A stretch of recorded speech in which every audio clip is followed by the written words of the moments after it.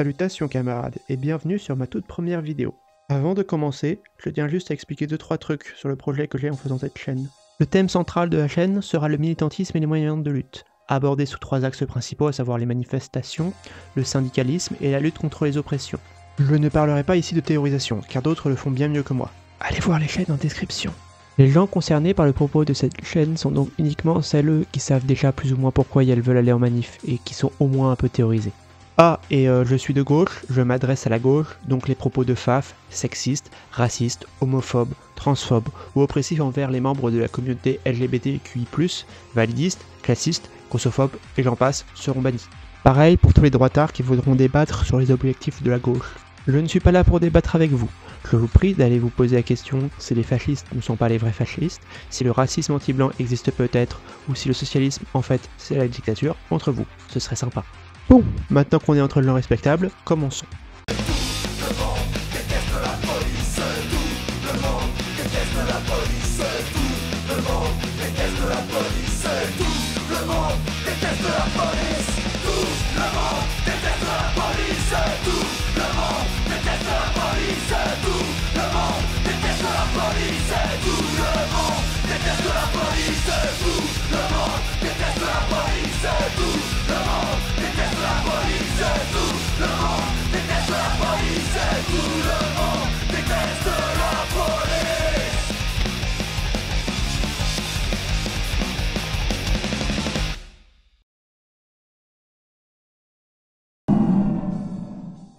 Alors, une manif, tout le monde voit comment ça se passe, non? La CGT fait griller des merguez sur la place de la République, le cortège part avec les syndicats devant. Non, plus maintenant. Et non, plus maintenant, car depuis quelques années, l'ordre des cortèges a radicalement changé, surtout dans les grandes villes, notamment les villes universitaires. À Paris, Lyon, Rennes, Nantes, Lille, Strasbourg, les règles des manifestations ne sont plus les mêmes, avec notamment l'apparition du cortège de tête.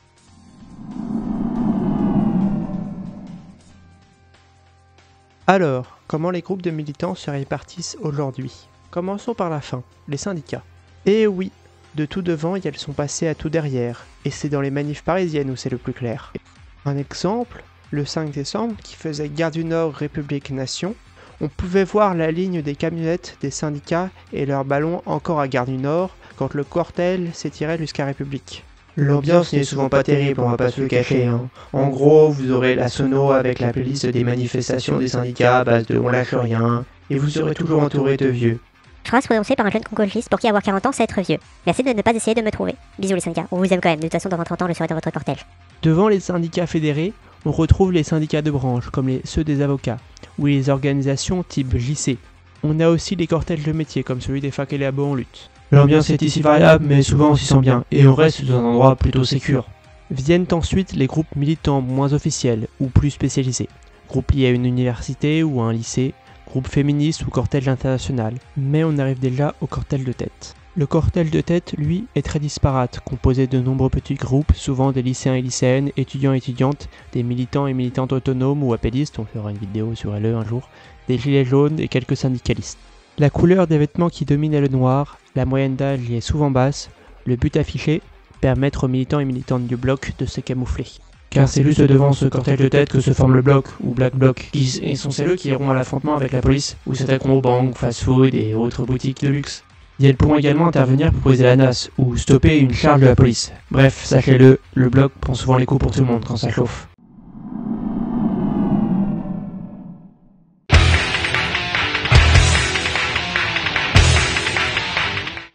Ces images, vous les connaissez, elles arrivent régulièrement. Et si vous vous retrouvez au milieu des affrontements sans y être préparé, vous ferez gazer, matraquer. Peut-être recevrez-vous un tir de LBD ou un morceau de grenade de désencerclement, voire une arrestation des plus brutales, ou carrément un tabassage en règle, ou plutôt hors règle, ce qu'on risque aujourd'hui en allant en manifestation. La répression est devenue omniprésente et les affrontements ont lieu quasiment à chaque fois. Manifestement, les flics aiment bien taper sur les gens. C'est vraiment étonnant de leur part vu que ce sont des fachos masculins et un peu cons. Mais ces affrontements n'ont pas lieu partout, ni tout le temps. Comme on l'a déjà dit, on les retrouve généralement en tête de cortège, mais on a aussi des moments clés. Car en plus d'être situés géographiquement sur le cortège, les affrontements se font aussi dans des temps bien précis. Les deux moments les plus chauds sont souvent vers la fin de la manif. Le premier est l'arrivée, souvent sur une place. Généralement, une des raisons de ces affrontements en fin de manif, c'est que la police a la bonne idée de bloquer l'arrivée à la place. Deux exemples que j'ai pu voir ça de mes yeux, c'est le 17 décembre, place de la Nation, et le 14 juillet, place de la Bastille. Et le deuxième est la dispersion, pas vraiment besoin d'expliquer pourquoi. Mais attention, s'il est courant que les affrontements se fassent à ces moments-là, il arrive aussi que ceci ait lieu à d'autres moments.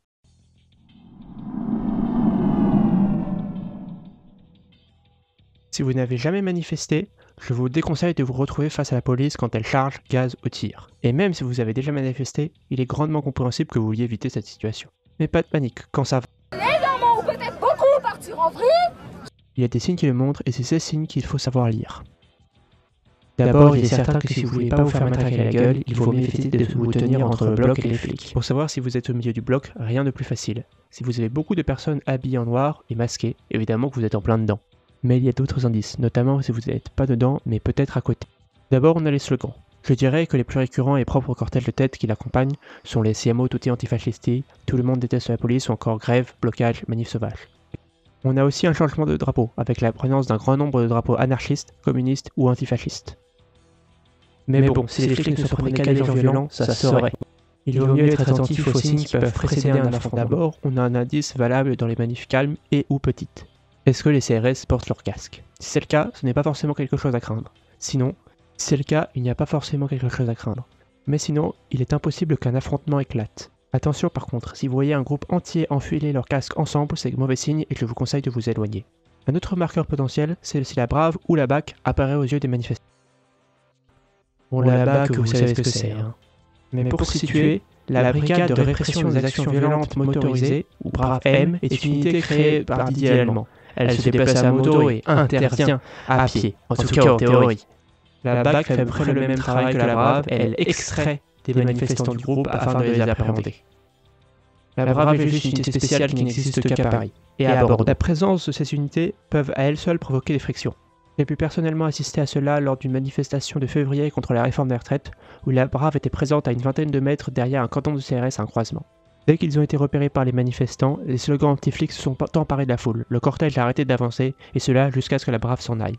En même temps, quand on voit leurs actions, ils ne sont pas identifiables, notamment parce qu'ils ne portent pas leur Rio, pourtant obligatoire. Cela leur permet donc de tabasser, tirer et mutiler en toute tranquillité.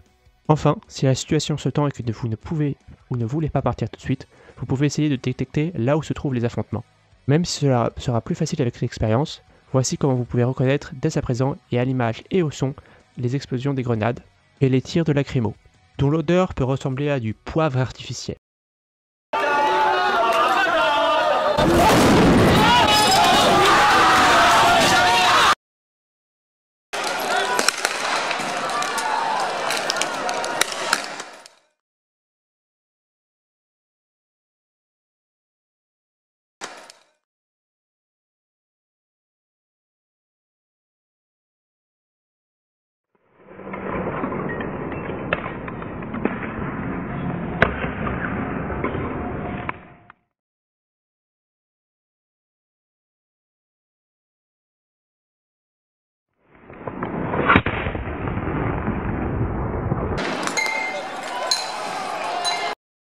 Dernière chose à connaître absolument si vous allez en manif, le risque de mouvement de foule.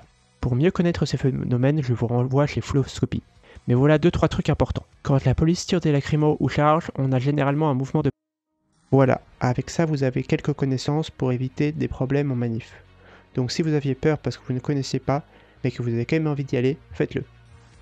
Vous y rencontrerez plein de monde avec des opinions différentes, donc restez ouverts.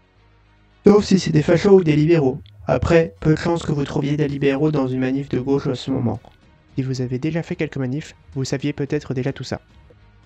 Mais patience, la prochaine vidéo s'adressera plus à vous, notamment si vous voulez rejoindre le cortège de tête, voire monter un peu plus haut. Car notre sang bleu est noir, notre drapeau rouge est noir.